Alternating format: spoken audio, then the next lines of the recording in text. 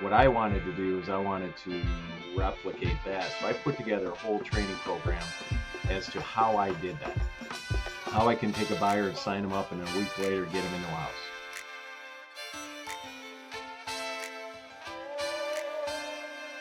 We go from California, Arizona, where the price points are in the millions, to today. I found you guys a realtor that operates in the town I went to college in, actually, Michigan State, Go Green, who's doing an absolutely insane number of units per year in a market where the price points vary, but they're not in the millions. And yet you guys have carved out an absolutely unbelievable niche for yourself. So, Jeff Burke, Keller Williams, welcome to the show.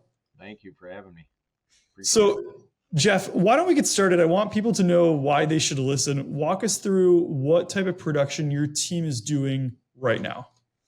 Yeah, so we closed up over 1,200 homes in the last 5 years alone. For it, we've got a team of about 15 or 16, 12.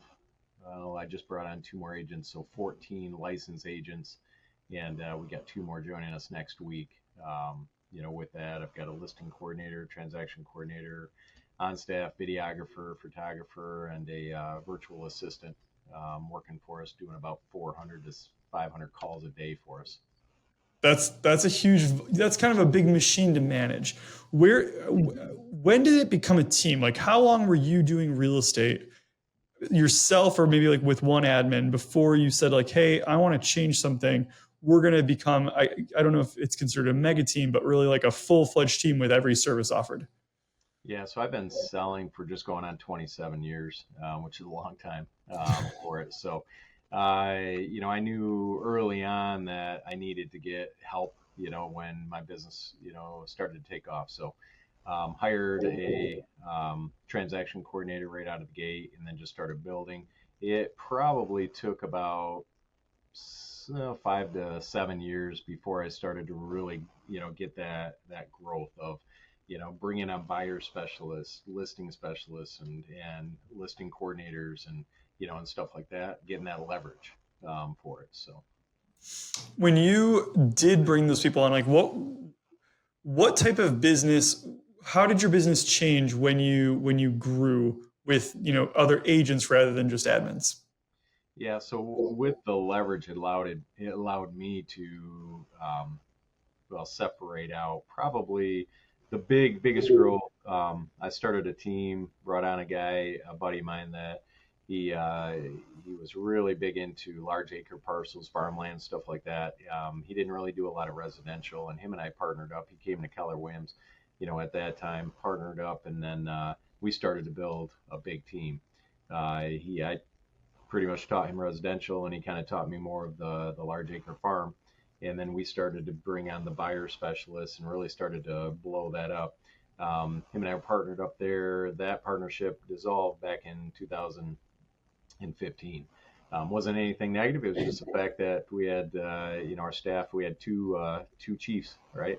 Played mom and dad type deal, and from that. So I separated out, and at that time we were on pace to close about 300 transactions. We closed about 150 by June in 2015, and stepped away and started rebuilding Jeff Burke and Associates, and brought on a new agent just 3 months in the industry. I hadn't sold a house at all, and plugged him into my training and so on. So just started to rebuild. I knew what I had to do, who I needed to get on the team to build that leverage that allowed me to go out and do more. Right. So back on your question, what did that give me? It gave me the leverage to actually do things at a more productive, instead of doing like 27 people's different jobs. It allowed me to really focus on the things that I did the best. As I always say, like the specialists in the industry, the doctors aren't out there, where they make their most money is in surgery, right?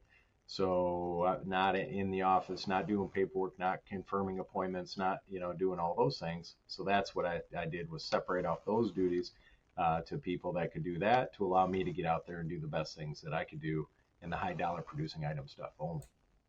So let's look at like 2023. Like, what kind of production did you guys do in 23? 23, we did about 41, 42 million right there. And how many transactions is that by you? 197. So what's the average home price in your area? Yeah, so the average is about, I think it just went under 200, and our average sale price is 220,000. Okay. So Yeah. you guys are a little bit ahead of the market.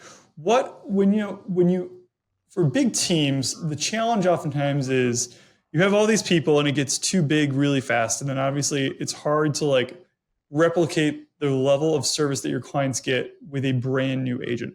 You guys have had you have a really great training process, and you really manage your people well from what I've seen. How would you describe that to the audience? Like, how do you keep the quality when, the essence of having a big team is that you do constantly have some people coming in and out?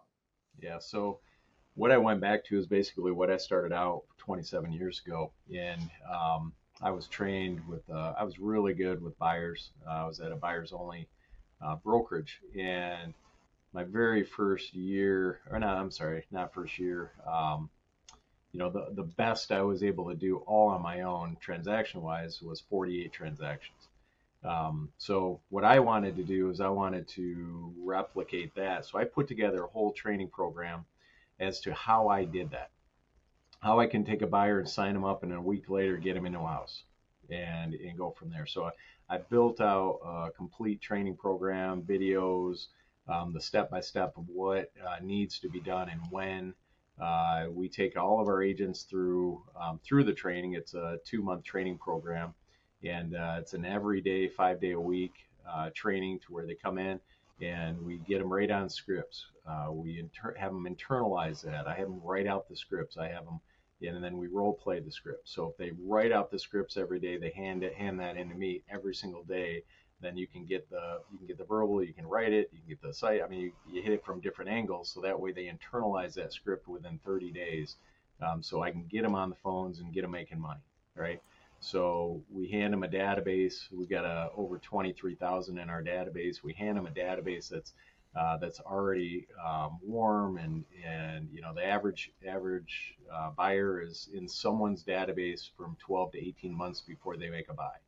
All of our leads in our database are just very seasoned to the point where they can get in there, plug in, and use some scripts and mine for gold, right? So we get them there, and then we go through. I always say one of the hardest things for agents to understand right out of the gate is the process of how things go, and also the paperwork, right? How do I explain a buyer agency agreement? How do I explain listing documents? How do I explain the buyer process? So we give them a PowerPoint presentation right there. COVID was pretty nice because it allowed us to what I had them do in person. COVID allowed us to put it all on a PowerPoint. They put it right up on their screen and can read it. That's me. Everything I say, how I say it, with the process, so that way they can say it the way I say it to get the same results that I got. So we do that, and we plug them into a kind of I do, we do, you do training, right? So they shadow, I do it, they shadow me, or one of our trainers or agents. We do it, and then they do it, and we shadow them, right?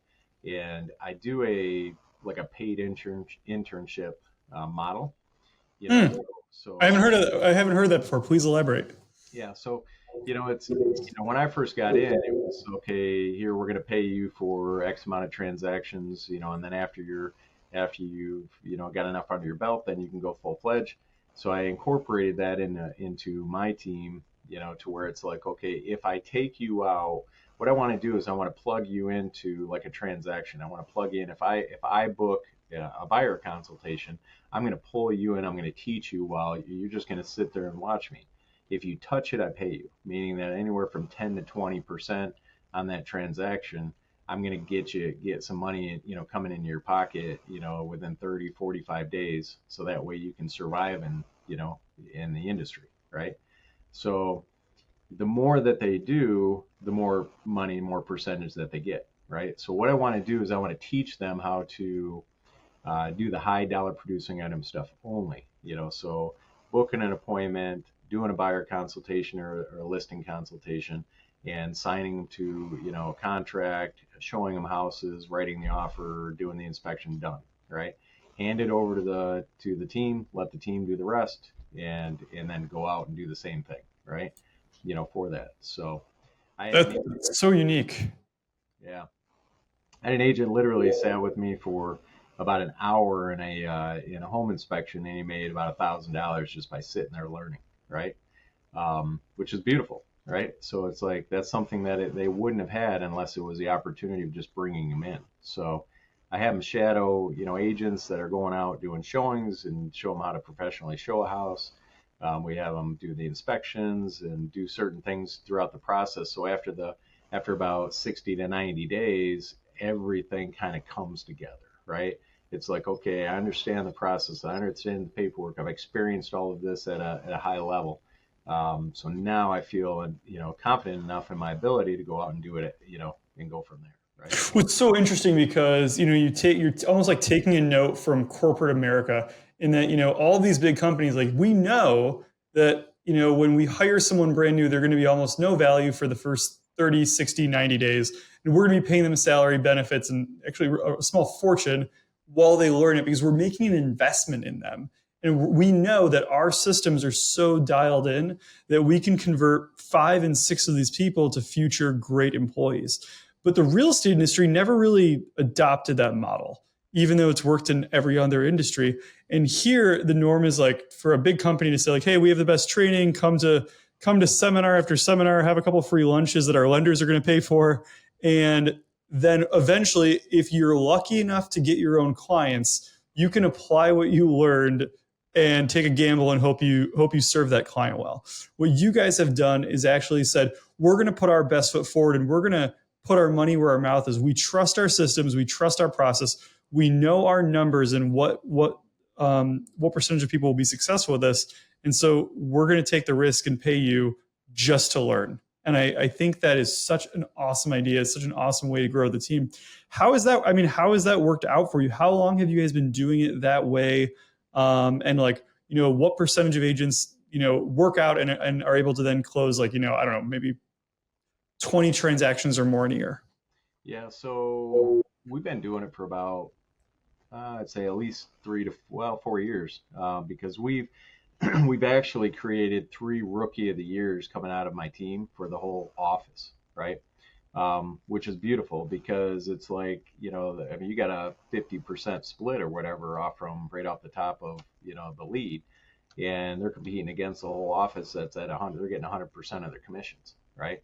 So to create 3 Rookie of the Years just from our office here, from our team, makes me proud, right? It's working. That means the system is working. I love hearing that.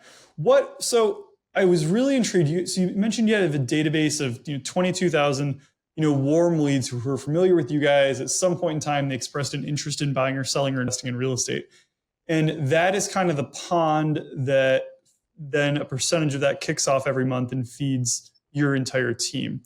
I think there are so many agents out there who have, whether it's 500 people in their list or 10,000, they're not doing a great job of constantly tending to that farm, constantly tending to those leads. What tips would you give someone? Let's say they want to start re-engaging, or let's say they want to just start growing. How can someone effectively begin that process? Yeah, so obviously you want to build that list as soon as possible, right? I mean, the more you have in there, like the have mets, right? In your database, load up your database. I know in the first week, what we do is we have our new agents load up 200 Sphere, 200 people, friends, family, coworkers, people that know them, love them, trust them, right? And then we have them load that into their database so that way they have that Sphere to work from. We have a script that we give them so they can call them, email, text them, and let them know that, hey, we've just joined a top tiered agent in the area. This is who it is. I'm not a new agent, right? I mean, meaning I am a new agent, but I'm not. I've got the backing of all of the experience, all of the knowledge, all of the years, all the sales, all of everything, and throughout. So we do that. So load up your database with your Sphere, friends, family, coworkers, people go into your Facebook, go into your phone, right? Download everybody in your phone who you've got in there. Get them in your database. Then drip on them, right? Well, you got to call them and ask them, see if it's okay. Do you have, somebody that you're, realtor wise that you're already working with? If they say no, ask them if it's okay for you to earn the right to be that person, right? And then is it okay for me to keep in contact with you and just keep in touch with the market and, keep you up to date with the market, right? Now you've got that approval from them, and now you can email them, you can text them, you can call them quarterly, you can email them monthly marketing reports. You could just do that. So, What percentage of that stuff is personal or a personal contact from their realtor to them? Or like how much of that stuff is like specific and made by your team versus like, I don't know, more generic stuff that, I don't know, the brokerage at a corporate level makes up? yeah. So ideally, if you can keep in contact with your like sphere people or past clients quarterly, like with phone calls, that's perfect, right? But I do videos, twice a month of content for the consumer. And then also, I do a coaching division as well. But, so we'll do 2 videos there. We'll do past client events. We'll do, certain things throughout the year to make up, but a minimum of 33 touches you should be doing. The majority of it can be emails and text. And then if you kind of sprinkle in, 2 to 4, calls a year, then you're good, right? I know that have met, meaning that the sphere past client, people who know you, trust you, love you, you're going to have a 12-to-1 ratio. So if you have 500 people in your database, right there, divide that about 12, 12-to-1, that right there is probably about almost 42 transactions that you can get out of that database of 500, right? Just nurtured and followed up with and dripped on minimum of 33 times a year. We do probably a good 40 plus. That's awesome. What types of things are you doing to grow that list? So obviously when people start, they're adding people from their phone that they know, they're creating a sphere list. I think we're all pretty familiar with that. But as a big team in the community now, like what other types of things are you doing to get your name in front of people and then to get people to kind of enter the sphere?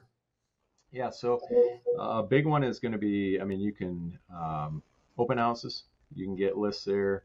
We do a little bit more with the community and everything. So I sponsor a lot of things: beer fest, bourbon fest, wine fest, tequila fest, concerts. We'll sit at those events and give a giveaway and just talk to people.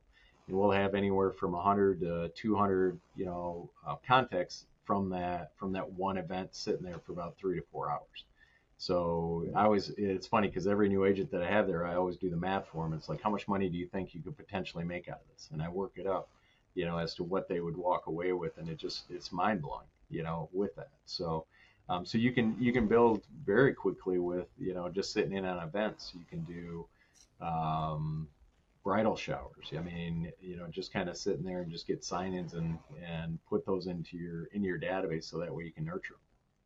I love that. And I think, agents need to realize too, like some of these things sound expensive because like not all of us are big teams, like a bridal event, for instance. We've all done that at some point in our career, like the wedding expos, and they can be expensive to rent a table. But, if you're an agent that doesn't have a budget, you can partner with a lot of times like local nonprofits that just need volunteers to show up at the event. And oftentimes they will give you lists of attendees or just give you the opportunity to meet people by showing up. So if I was a new agent or new to town, I didn't know anyone, I would look for all of the free events, all the free meetups. Meetup.com is great, by the way, in town, so that I could just meet people and get my name out there.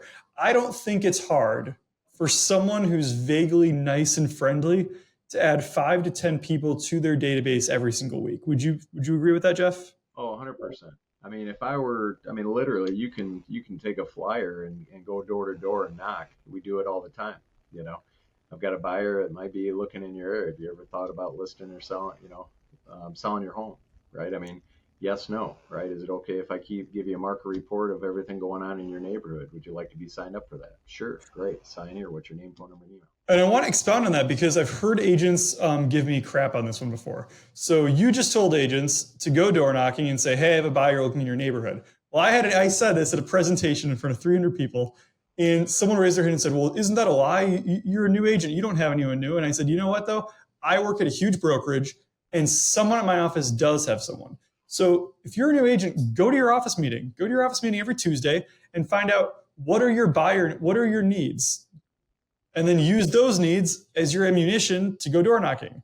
Use those needs as your ammunition to email, text, and call everyone you know and say, here's the opportunity that I have to present for you right now. Because at that point, you're then creating opportunities and connections and not just trying to sell yourself. Yeah. Well, and the other thing on that, right? I tell my agents all the time, if you lose out on it, write an offer and lose out on a home, print a flyer off and say, look, my buyer missed out on this, this home, your neighbor that just sold, it had 6 offers on it. They love this neighborhood. They want to live in the neighborhood. Have you ever thought about selling your home? Right? Right. You can get that every day with homes that go under contract and go pending, right? So, and you're not lying because the neighbor just sold, right? It doesn't matter if it's your listing or you lost out on it or not. If it goes pending that day, somebody lost out on it, right? Well, it's not only that though. Like if you use a buyer losing out as an opportunity to go door knocking, not only are you doing a service to your buyer by trying to help them find something, but you're showing all of those people that you're door knocking that you're an agent who's not just opening doors, right? Like there's a terrible reputation that realtors developed probably in 2016 through 2020, where homes were just selling the minute they listed, right? Like you didn't even have to do anything to sell a home. It was easy at that point. Well, now we're in a market where it's a very challenging market. There's a lot of stuff to navigate and inventory is tight. And the stuff that's not priced perfectly isn't selling at the same. It's like a tale of two real estate markets. And so for you, the realtor, to show people in that neighborhood or the community that you're going above and beyond doing work that no one else actually wants to do, like door knocking, you're setting yourself on such a different level than everybody else in your marketplace. And I think that's something that people forget about those, I call them dirty tasks, like door knocking, open houses, the non-sexy stuff. Yeah. Well, I'll tell you a great story, right? So every time I did I think at that time I was doing maybe 60% of the lakefront, right? And around the area. So every time I'd get a listing, I'd do a door knock. I would door knock, door knock the neighborhood, listed, sold. And so one time it was like the day before Thanksgiving. I was sitting in my office and it was probably like 6 at night. It was starting to get dark. And I'm like, what can I do? Oh, I got a buyer that's looking for a lakefront house. Let me go print a quick flyer off and do that. Knocked on the first door, and this guy comes to the door, and he actually didn't come in the door. He yells to the door, "Who is it?" And I told him who it was, and his words were, "Jeff, what are you selling now?" Right? And he goes, "Come on in." The guy just had knee surgery, couldn't get up to the door. I came in and I said, "Hey, I'm looking for one of my buyers. They're looking for a lakefront house." And he goes, "The neighbor just sold. It wasn't on market. Neighbor just sold. It was a tear down." And I said, "Well, give me a call if it falls through." Literally 3 days later, he calls me. The deal fell through. I put an offer on it, $300,000 for the tear down. Put a $700,000 new build on it. $1 million deal for literally a 15-20 minute door knock. I was like, done. Perfect. I mean, I don't know that there's any other industries in the world where you can get a return on investment of your time like that. Oh my gosh. Yeah, it's awesome. And I mean, probably the adrenaline that you got off of that fueled the next 1,000 door knocks. Yeah, luckily I only door knocked 2, and then I thought, okay, it's dark, it's day before, night before Thanksgiving. They're probably getting a little creeped out, so I better go home because I already got a great connect. So yeah, the night before Thanksgiving, you're better off passing out free drinks at a bar, possibly. There you go. Yeah. I had to actually have a realtor who the night before Thanksgiving, he always goes back to his hometown and networks with everyone to find out who's moving back to their hometown. Because typically, you meet up with all your high school, college buddies, and you find out, like, all right, who's about to get married, who's about to have kids, who's moving back home, because so many people do that, especially in Michigan. And he's had such a success in using that one night of the year to set up like the next 3 to 4 months of his business. Yeah, my ratio on door knock was 12-1. Every 12 doors I knocked in conversations, I got one potential piece of business from. I love that. And the other piece too is that when you go door knocking, I say this all the time, it's so important to have a goal, like a specific goal that you want to get. And that goal can't just be like letting them know that you're a realtor. It needs to be a specific buyer, a specific opportunity, something about that neighborhood that they need to know. Maybe you're passing out like a neighborhood CMA type sheet, but using that as an opportunity to show your knowledge of the area, show your expertise of that area, and let them know, like, hey, this isn't going to be the first time you see me. So whether you want to talk for a minute now or a longer time now, I'm going to be here consistently over the next XYZ number of years, because I think door knocking, farming, so much of that stuff, it all takes time to really like have those compounding effects. Yep. Yeah. So Jeff, what's next? I mean, you have your team's doing hundreds of transactions, you're growing agents, you have some coaching stuff going on. What do you see happening in the market in the next couple months and years that you plan to take advantage of? Well, For the good of your clients, I should say. yeah. So, so for us, we're literally looking at a 10x growth, right? For 2025. I'm bringing on a lot of talent. We've got 2 more coming on next week and 3 more lined up, agent wise. I feel like with everything that's kind of gone on with this year with the market, and it went from a speed-based market to a skill-based market, right? And a lot of agents that were selling didn't necessarily have the skill set to survive. And it's unfortunate because there's a lot of great agents out there that hung up their license and put it in holding, with the intent to possibly bring it out, or their intent was obviously probably never to put it in there. So recruiting agents who have done that, bringing on more and more to the team. We have a great opportunity on the team, and with the training and the direction and the leads and the support and everything to really kind of get them what they need. Average here would probably, be easily 24 transactions a month, or I'm sorry, a month. That'd be beautiful. A year. And so we're looking to bring on more and more agents, train them up, and just get them out in the workforce doing great business. Aside from making sure that they have a hardcore calendar and schedule, what are the 2 or 3 things that you would tell an agent that was brand new today? Yeah. So one of the biggest hurdles for agents to do is, and realtors, agents, self-employed, right? Is that okay? It's my schedule, my calendar. I can do what I do. You've got to have your calendar. You've got to work. You've got to set your lead generation hours. You got to set your time frame, time block it out. I would say if it's not on my calendar, it doesn't exist, right? So, but you have to stay true to that calendar, because one of the things that you want to do is you want to establish yourself. That's why our training is from 9 to noon in the office first, because what I'm doing is I'm establishing their habit from 9 to noon to not only learn, but to lead generate, right? So in the first 3 hours, it's, I can tell you, first 3 hours, my agents, are making $875 an hour, right? And I know that because if they do their lead generation from 9 to noon, if they book, one appointment, that's the equivalent of, 26, 25, almost, whatever your sale point, price is. Actually, it's more than that. So, because our sale price went up, $1,100 an hour, right? And I always ask the agent, hey, if I were to pay you $50 an hour, would you sit here for 8 hours and hit the phones? And they're always like, heck yeah. Well, if I paid you 100, that'd be even better. Yeah.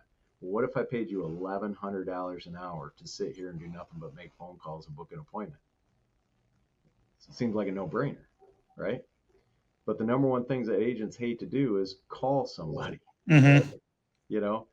But the only way that you make money is by calling somebody, right? So, I always say appointment day keeps the bill collectors away, right? So it's like an appointment day can cure any problems financial that you may ever experience, right? But too many agents, when they first get in, they avoid the phones like a plague because they don't understand it. They don't have the script. They don't know what to say, when to say it, and how to even overcome a question sometimes. So I love that. So Jeff, if there's an agent out there who wants to get some of those scripts, who wants to get some of that playbook, or if they have a buyer in the Lansing area that they want to get a hold of you, what is the best way for someone to connect? Yeah, so my cell phone, I'll give you my direct. Call me anytime, 517-204-3311. You can email me at jeff@jeffburkeassociates with an S.com. Awesome. Jeff, thanks for joining us today. I appreciate it. Hey, thanks for having me.